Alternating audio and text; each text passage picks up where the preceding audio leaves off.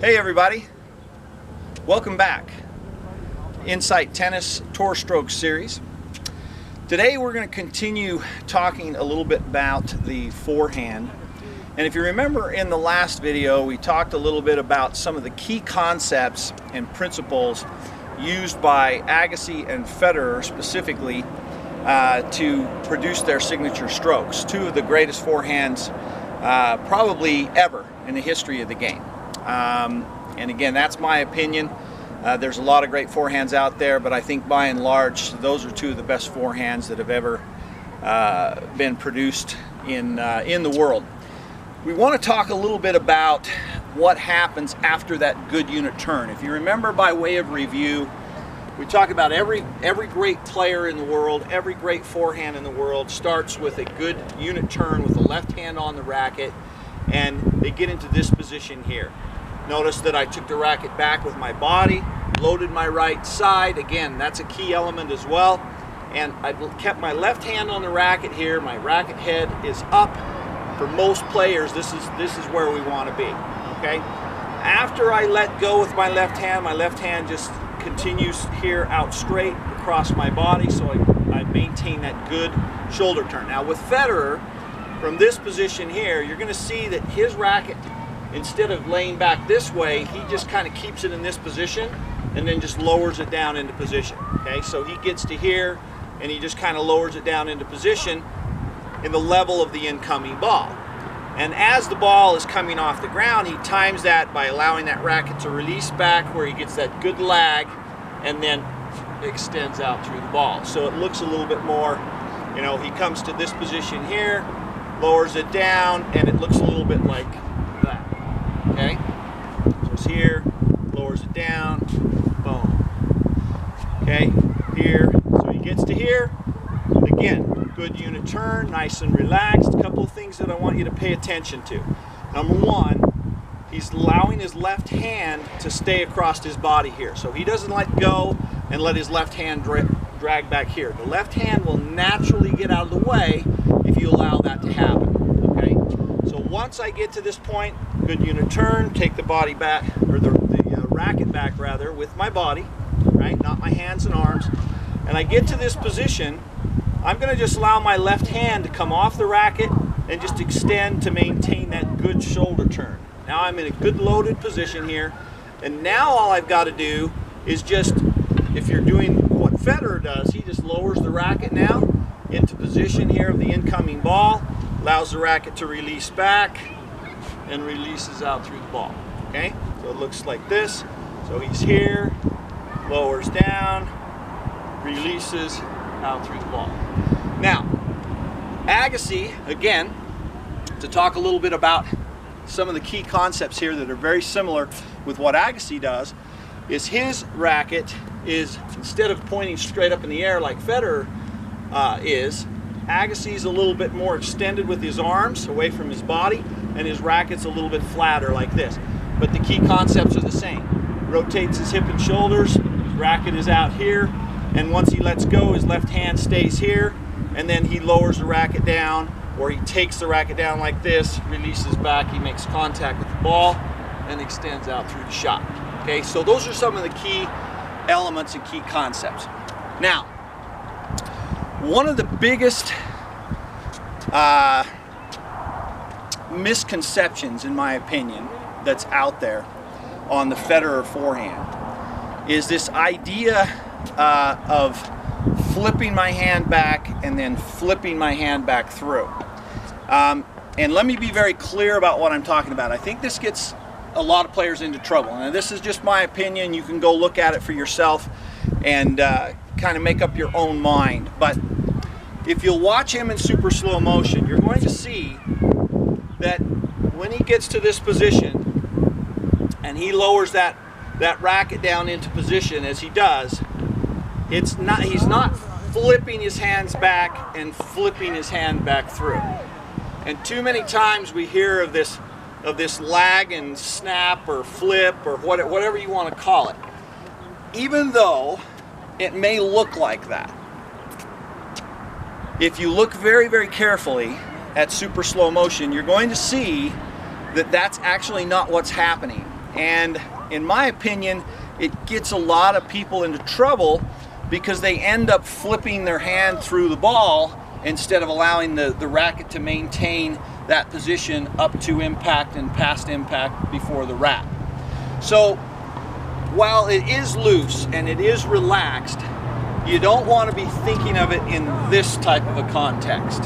Okay, so you can see, and even though it may look like that, when he takes that racket back, he's so loose and relaxed. He's here, he lowers it down and releases back. Even though that looks like I may be doing that, I'm not. Let me show you the difference. So if I'm here, I get to this position, okay, and I'm going to let go of my racket, and as I lower the racket down into position like Federer does, okay, let me show you the difference. Okay, this is the flippy, wristy, you know, lag and snap, maybe you've heard it called. There's a lot of different terms out there, but here I'm going to flip it back and flip it through. Okay, flip, flip, right, flip, flip. Now, even though it may look like that's what he's doing, if you look in super slow motion, you will see that it isn't. So what is he doing instead? In my opinion, this is a better way to think about and try to emulate what Federer does on his forehand from my observation, and you can make up your own mind, go look at it. But he takes the racket to this position, as we've talked about. He gets here, he lowers the racket into position, and if you'll watch, he allows the racket to release back. He comes into impact, leading with the butt cap. He makes contact, and the racket travels out through the ball. Okay, there's none of this flipping stuff going on. Okay, you're going to see very, very clearly that he takes that racket back, releases it back, and comes up to impact. He makes contact with a straighter arm, and he's out through the ball, and finishes. So it looks like this in super slow motion, right?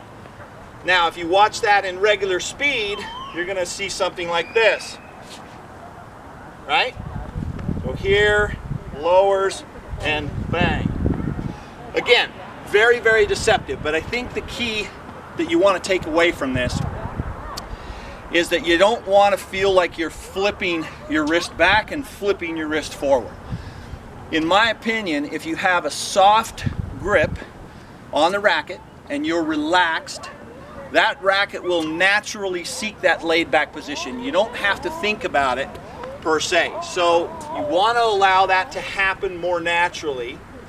It does lay back, don't get me wrong, there is lag, no question about it, and that's a tremendous source of power. We'll talk about that in another video. But I want to get you to this position first. With every forehand in the world, you want to be here. And then how you lower the racket down, whether you do it quickly, however, you've got to time that coming off the ground. So that's going to vary a little bit, but the concept is the same. We've got to allow the racket to get to the position or level of the incoming ball, all right? The key thing you want to stay away from here is this flip, okay? We don't want this type of a feeling, okay? Flip, flip. It's fine to relax and release that racket back because that lag is important, but we don't want you flipping it back this way, back through the ball. Now, we're going to talk about how the racket swings up to impact and up to contact and what's specifically happening through that sequence in another video. Once again, we are going to be I'm going to be doing a video on the forehand. And we're going to talk specifically about the key elements from A to Z.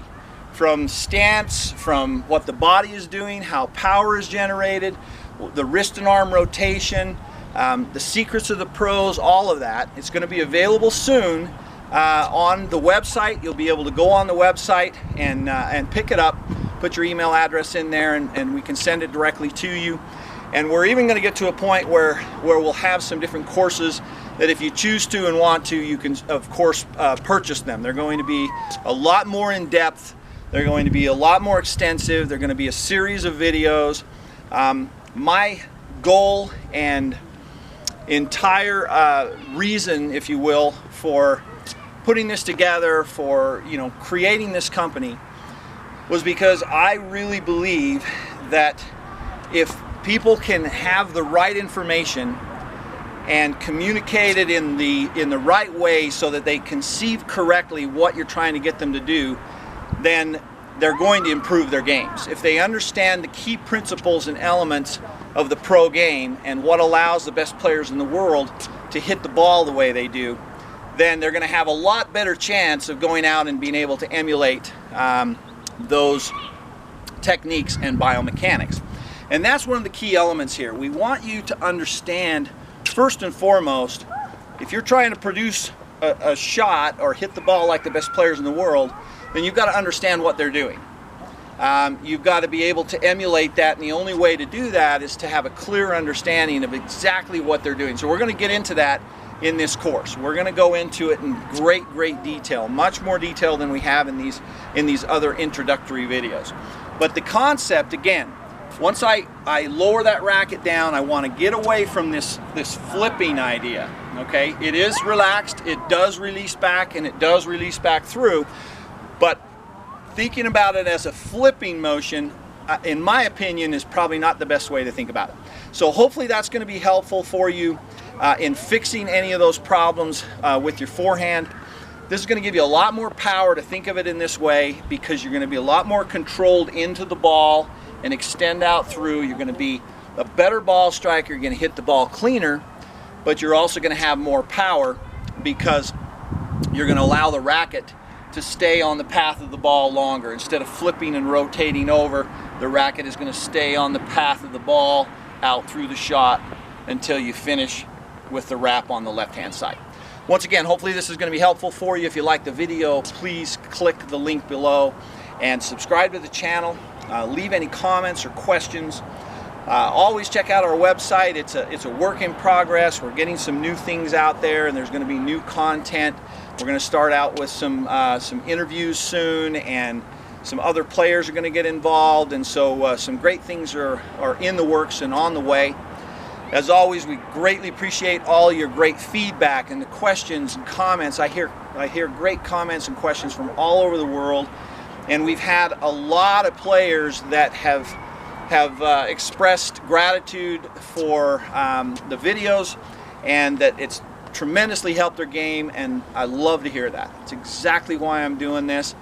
Love to help people with their game and love to see people improve. There's just something about that process, and watching that process and feeling like you've been able to help someone get better, and really that's the key. So again, like the video, share the video, subscribe to the channel, visit our website.